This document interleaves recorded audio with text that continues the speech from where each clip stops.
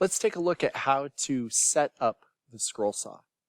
So anytime we're setting up any machine, including the scroll saw here, the first thing that we want to do is grab our air hose and blow the machine clean.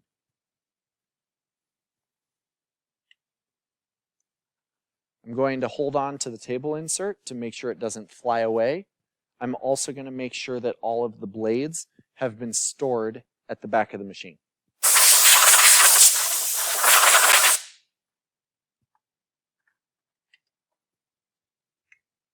Now that our machine is clean, we can go ahead and get ready to load our blade.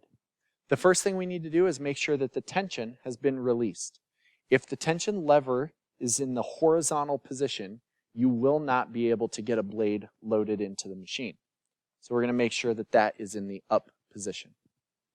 Next, with the teeth on the blade pointed down, I'm going to reach the bottom of the blade down through the opening in the table and hook the pin in between the jaws underneath the table. And now at this point, it's important that I maintain upward pressure on the blade. If I don't, if I release that pressure, the blade is going to come out of these lower jaws. So again, I'm going to slide it in between so that the jaws grab onto the pin, and then I'm going to maintain upward pressure on that blade. The next thing I need to do is replace my table insert. So again, holding upward tension on the blade, I'm going to replace the table insert.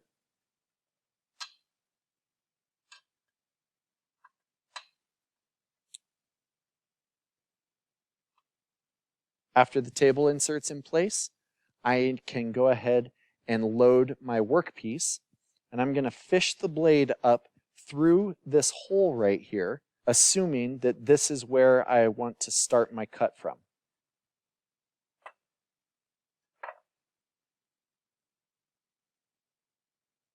Now that my workpiece is loaded and the blade has been fished up through there, I can pivot the foot back into position, and I need to pass the blade through this opening at the front of the guard so that I can load it into the upper jaws.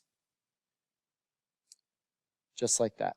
Now I'm ready to load the top end of the blade into the upper jaws. So to do that, while holding upward pressure, I'm going to just push down on the upper arm and slide the blade back in between the jaws so that it can grab on to that upper pin. And now the blade is loaded into position. With my blade loaded, I can now secure the foot into place. So with it resting on top of my workpiece, I'm just going to tighten that down. And again, this holds the workpiece steady and also prevents my fingers from going into the front of that blade. Finally, I need to add tension onto the blade. You can see right now, this blade is not tensioned. It's very easy for me to push it out of the way. When I flip this lever down, it applies tension, and now that blade is much tighter, and that's going to give me the correct type of cut. If this blade is too loose, it's going to wander all over instead of giving you a nice accurate cut. With my blade installed and tensioned correctly, and with the foot and guard locked into place, I can now turn on the saw and adjust the speed. So I just flip this switch here, the saw starts running, and then I can easily adjust the speed by simply turning this knob here.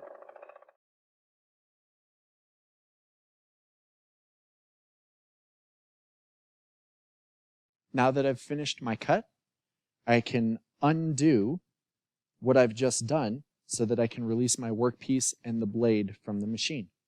So first I'm going to release tension. Second, I'm going to loosen the guard. Raise it up out of the way. Next, I'm going to grab onto the blade and push down on the upper arm to release the top of the blade from the upper jaws. And at this point, I can just push the blade down and lift it up through the table. Pushing the blade down towards the lower jaw under the table will push the pin free from the jaws and allow you to release the blade.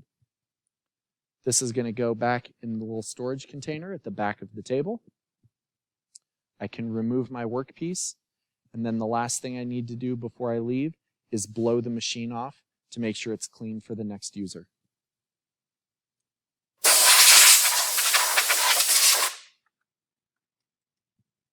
And now I'm finished, and I can walk away.